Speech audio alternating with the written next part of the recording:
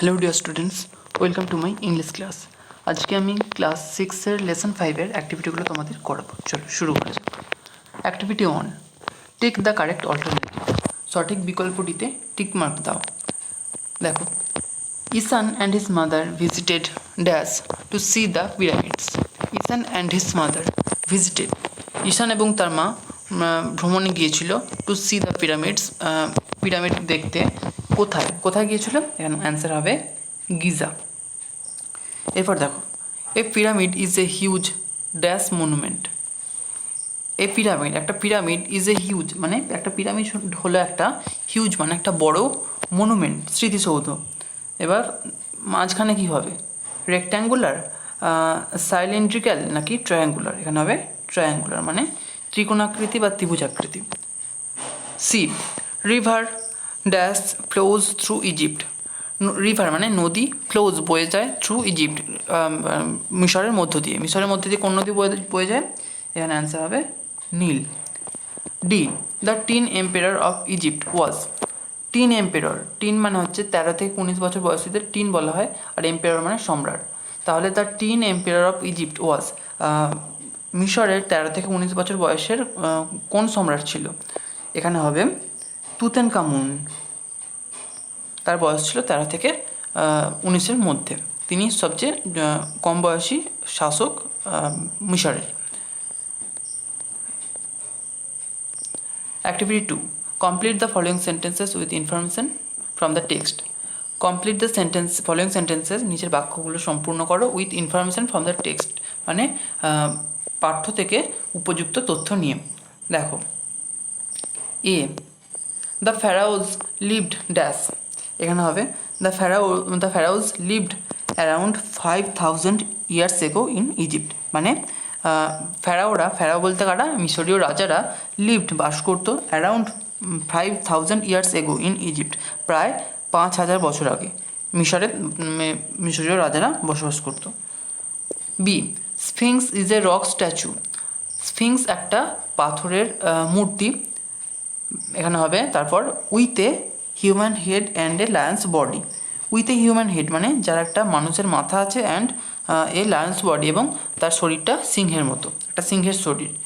C, Ishaan's mother went to fetch dash from the car. Ishaan's mother, ঈশানের মা, went মানে গিয়েছিল, টু ফেচ, ফেচ মানে আনতে। ঈশানের মা আনতে গিয়েছিল ড্যাশ ফ্রম দ্য কার, গাড়ি থেকে। কী আনতে গিয়েছিল?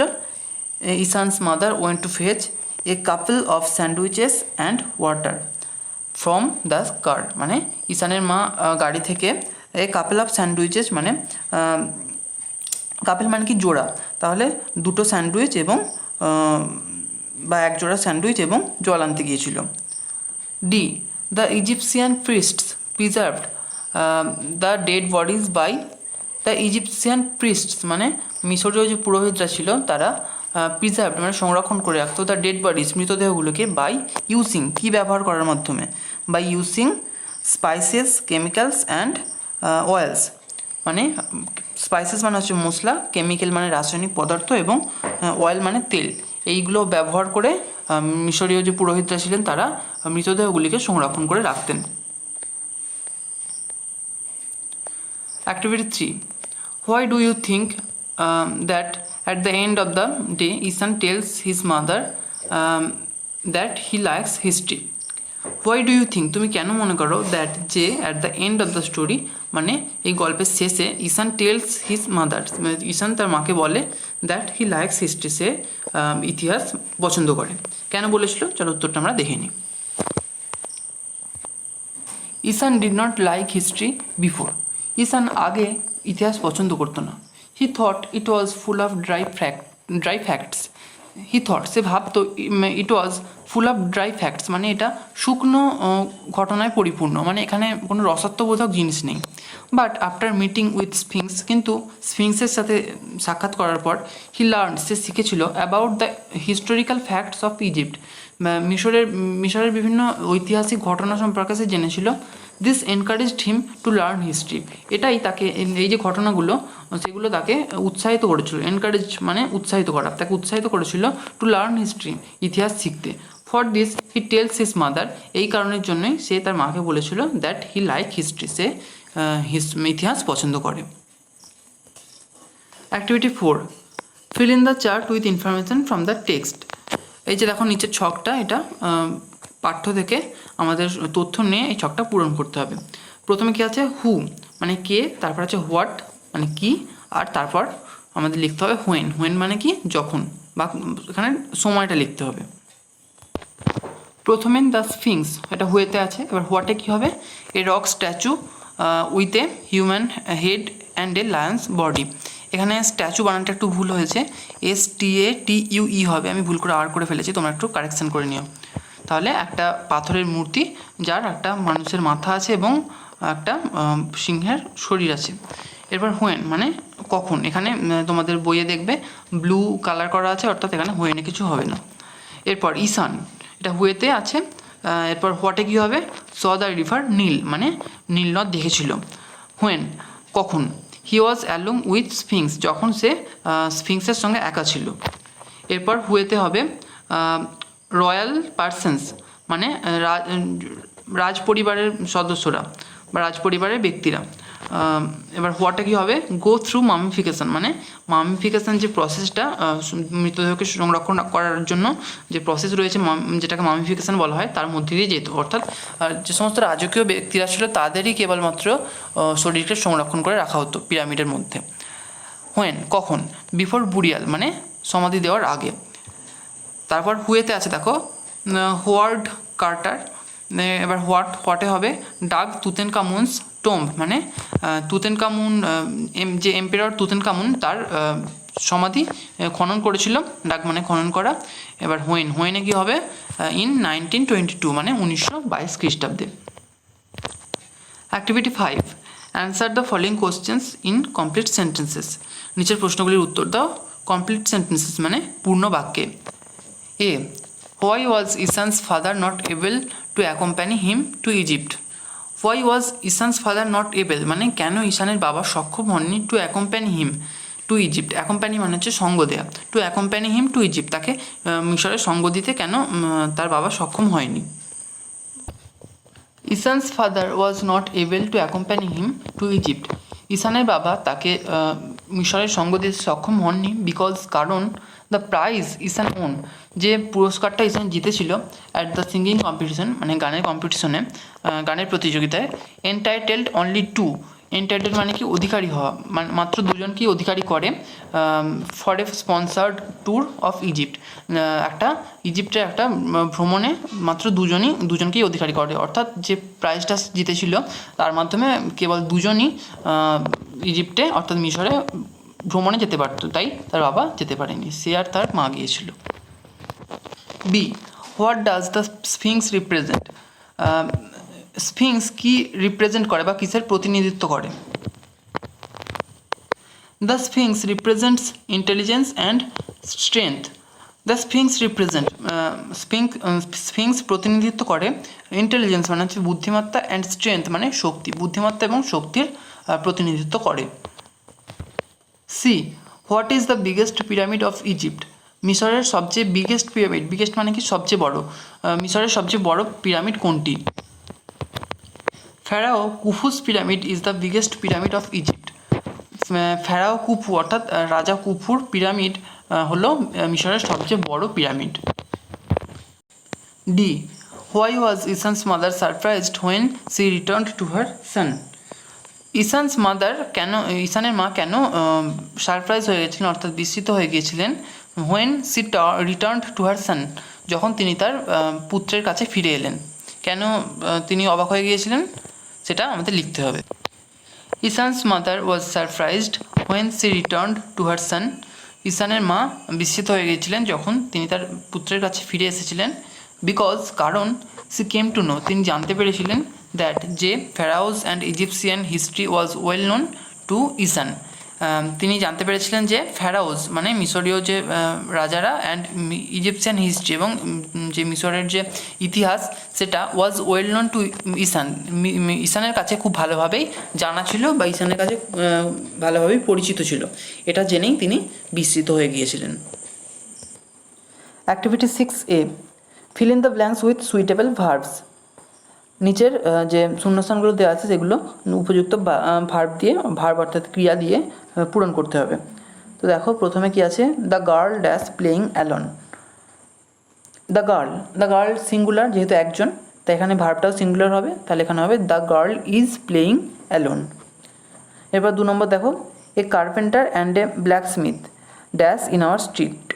কার্পেন্টার মানে হচ্ছে ছুতোর আর ব্ল্যাক স্মিথ মানে হচ্ছে কামার। তাহলে a carpenter and a blacksmith দুজন অর্থাৎ প্লুরাল, তাহলে এখানে হবে are. A carpenter and a blacksmith are in our street. তারপর দেখো, the king dash very powerful. The king, এখানেও দ্য কিং সিঙ্গুলার, তাই এখানে হবে is, the king is very powerful. তারপর the sisters and brothers dash running in the field.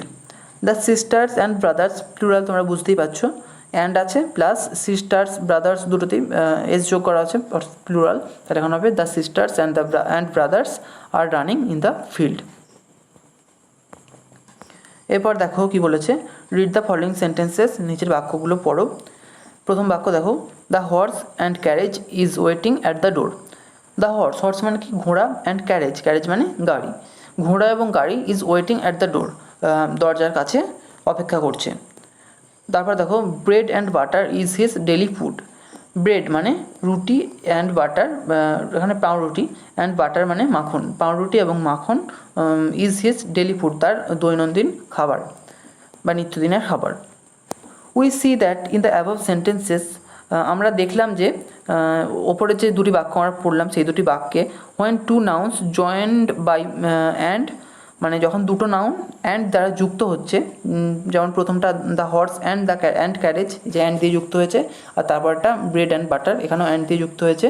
তো যখনই দুটো নাউন অ্যান্ড দ্বারা যুক্ত হচ্ছে, refer to a single idea, refer মানে কি উল্লেখ করা, তাহলে refer to a single idea মানে যখনই দুটো নাউন অ্যান্ড দ্বারা যুক্ত হচ্ছে ওপরে দুটি বাক্যে, তারা একটা সিঙ্গেল আইডিয়াকেই বোঝাচ্ছে, অর্থাৎ একটা একই এক জিনিসকে তারা বোঝাচ্ছে, একই সেন্সে ব্যবহৃত হচ্ছে। The verb required is singular, এক্ষেত্রে আমরা যে ভার্বটা এখানে ইউজ করব সেটা হবে সিঙ্গুলার।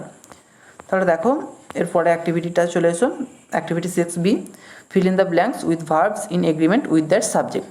বলছি নিচের বাক্যগুলিতে নিচের শূন্যস্থানগুলি পূরণ করো সঠিক ক্রিয়া দিয়ে, in agreement with verb with their subjects. In agreement with their subjects মানে তাদের কর্তা অনুযায়ী ভার্বগুলো বসাতে হবে।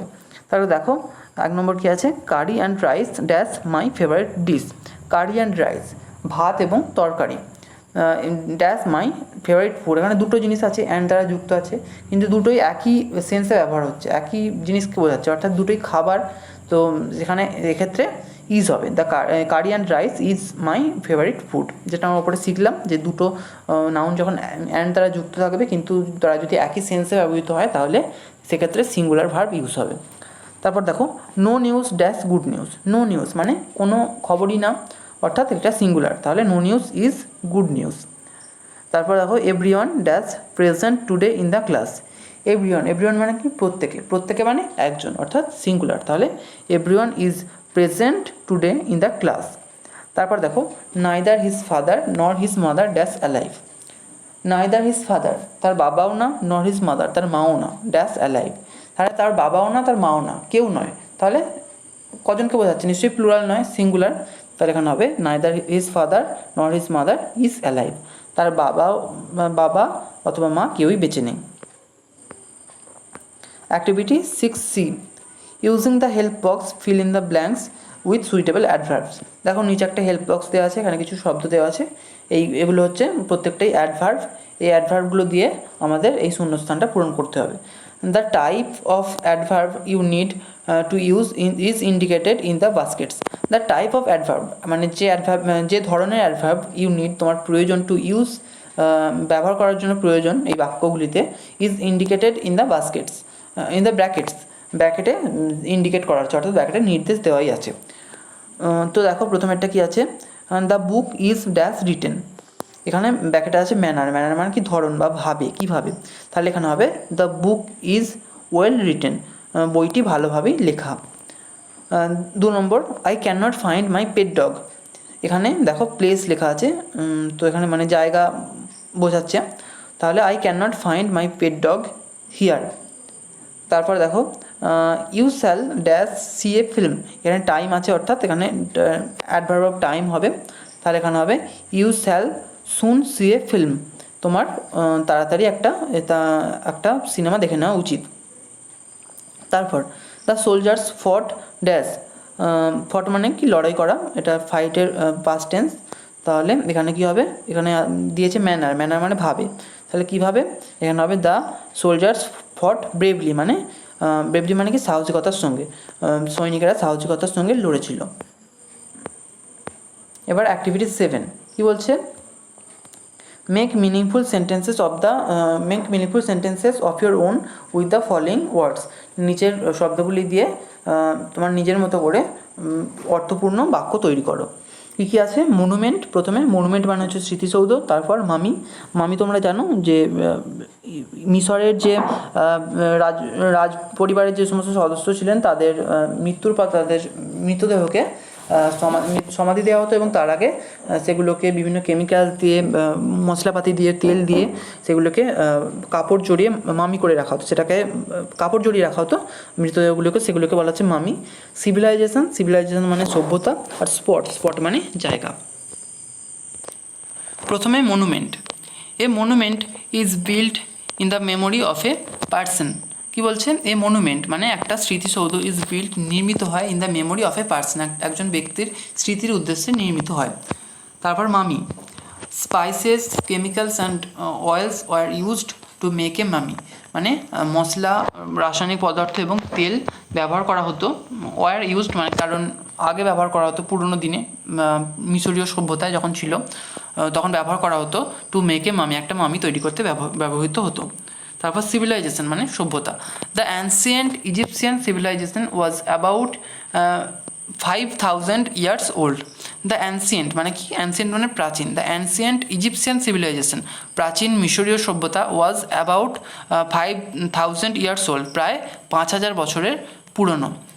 তারপর স্পট মানে কি জায়গা, Darjeeling is a pleasant tourist spot, Darjeeling একটা মনোরম ট্যুরিস্ট স্পট, প্লিজেন্ট মানে হচ্ছে মনোরম, একটা মনোরম ভ্রমণ কেন্দ্র বা মনোরম পর্যটন কেন্দ্র। তাহলে এখানেই আজকে শেষ করছি, আমাকে অবশ্যই কমেন্ট করে জানিও তোমাদের ভিডিওটা কেমন লাগলো, যদি ভালো লেগে থাকে একটা লাইক করো, আর অবশ্যই চ্যানেলটাকে সাবস্ক্রাইব করে রাখো যাতে আমাদের আগামী ভিডিওর নোটিফিকেশান তোমাদের কোনোভাবে মিস না হয়ে যায়। Thank you.